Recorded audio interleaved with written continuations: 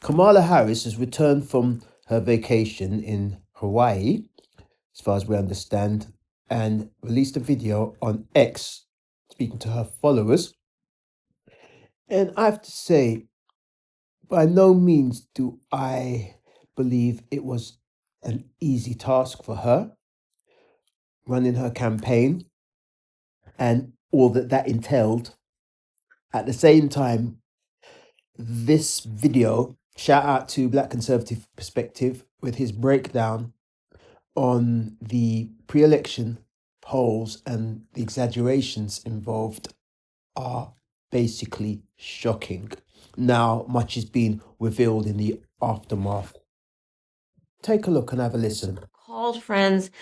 You called in favors. You said, hey, I showed up at your softball game. Now I need you to show up at the campaign office. You put in the time. It was personal for you. Because of your efforts, get this, we raised an historic $1.4 billion, almost $1.5 billion. The work must continue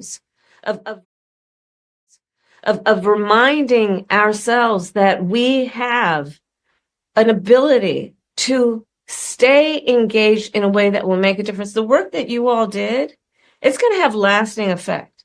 The election didn't turn out like we wanted it to. Certainly not as we planned for it to.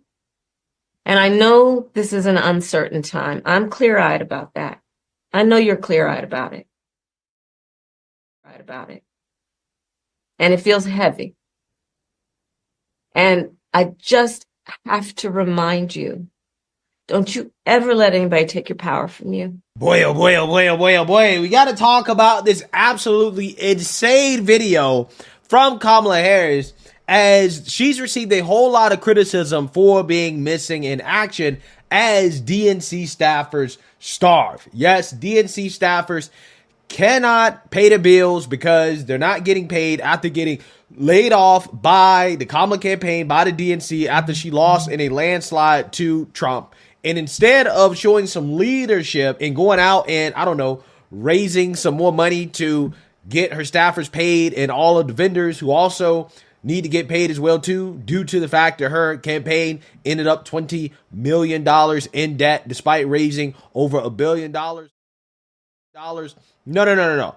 She decided to take some time off and to go on a vacation in Hawaii, where she was holed up with her husband, Doug Pimp Handstrong Emhoff, paying upwards of $1,300 a day to stay at a multi-million-dollar property. And now she's decided to come out of the shadows and to address her supporters amid some of the criticism that she is receiving for being missing in action, because the Democrats don't have a clear leader right now. And I think the only thing that she accomplished with this video message to her supporters was answering questions about what she actually was doing in Hawaii post losing to Trump, which apparently was getting sloppy drunk, because this woman appeared to be very, very, very drunk in this video. Take a look. And I am thankful, because I know your character is such that you're not going to get knocked down. And you're in this fight. And the outcome of this election obviously is not what we wanted. It is not what we worked so hard for. You called friends. You called in favors. You said, hey, I showed up at your softball game. Now I need you to show up at the campaign office. Again, I'll say, the election didn't turn out like we wanted it to. Certainly not as we planned for it to. But understand that the work we put into it was about empowering people. That's the spirit with the work we did. Our spirit and our work was about saying that it is a strength that we each have to lift people up. And I know that about you. It's why you're part of this call right now, and all the work that you did over those 107 days and even before. That's your nature. It's leaders that we are dedicated to the coalition. That the strength of our country will be a function of our willingness to put in the work. And that we will do that work with a sense of joy, yes, with a sense of work ethic and understanding it's going to be hard, but it's good work. It's good work. Yeah, I know a drunk when I see one, right? And I think that Kamala Harris is a drunk, okay? Either that or she was extremely high when she made that video. I mean, I don't know, okay? I'm just saying there has to be some explanation. There's no way that she made that video sober, okay? It seems as if America dodged a bullet. Actually, it is an understatement to say that America dodged a bullet by not electing Kamala Harris. America actually dodged a nuclear missile, okay? Because that is how much damage she would have done to this country, okay? I mean, it is, wow, it is mind-blowing to think that this woman has gotten this far in politics, okay? So she has left people stunned, okay? People are stunned by the fact that, one, she recorded this video, and two, the fact that this video actually got released to the public, okay? I mean, this video is getting absolutely roasted. Kimberly Ross says, is this a joke? It's a terrible video. Yikes. Joe Concha says, I'm not sure you guys want to be amplifying this. There's something off with the vice president. Yes, he's drunk as hell. Mary Catherine Ham says, when you hand your phone to someone to police your social media posts, when y'all go hard, you want to hand it to someone who likes you. Yeah, exactly. You definitely want to hand it to somebody who's not going to embarrass you, right? And post it on the internet. Okay. This is bad.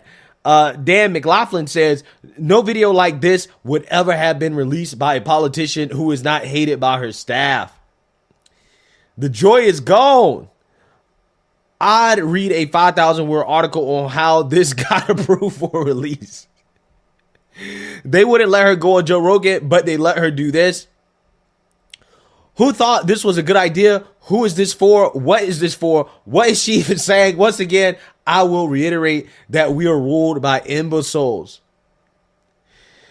Yeah, so she's getting roasted here, okay? And a lot of people are questioning Kamala's team, okay? Because apparently, behind closed doors, Kamala's team knew that Kamala Harris had no chance of winning. In fact, they basically came out and admitted that, yeah, our internal polls never showed Kamala Harris having the lead that the mainstream liberal media was pretending that she had. Even when she had all of that momentum during the honeymoon phase of the first month of the campaign. Take a look. When we got in, my recollection is some of that snapped back, but we were behind. I mean, I think it surprised people because there was these public polls that came out in late September, early October, showing us with leads that we never saw. I mean, it was just basically a race that in the battlegrounds was 46-47, 47-48. So that's not where we started. We started behind. She was able to climb out. I think even after the debate, we might have gained, 0.51. It wasn't a race that moved a lot. And so I think when you think about our own internal analytics, if you have Wisconsin at 47-47, or Pennsylvania 48-47 Trump, let's say, which I think is where we had it at the end, you've got to have undecided break your way more than your opponents. Yeah. So what we had here from the mainstream liberal media was a full-blown PSYOP campaign. Okay, all those polls showing that Kamala Harris had the momentum in the honeymoon phase in August, September, beginning of October. They were fake. Okay, they were there to try to create a reality that Kamala Harris was more popular than she actually was. But her campaign, her staffers, her team knew that, yeah, she's losing. Okay, they knew that, right? They all knew that, which kind of explains why she had to pay for all of those endorsements, right? Why she had to pay for softball interviews, why she paid for all of these very expensive advertisements and all these things to try to make it look like she had more momentum or that she was more popular than she really was, because they knew that she was unpopular, right? So again, it all was just fake, right? It all was fake, okay? And it was propped up by billions and billions of dollars in spending from the Kamala campaign just to end up 20 million in debt and to still lose to Trump. Well, that concludes the breakdown. Disappointing and frustrating, I'm sure it is on her side, even though she probably would have had time to recharge and refresh herself in Hawaii. We'll, as pre the election, continue to watch the space. So for now, you've been here with CornerSpeak, myself, Owen Uadier. Be good, be safe, be creative if you can. We out.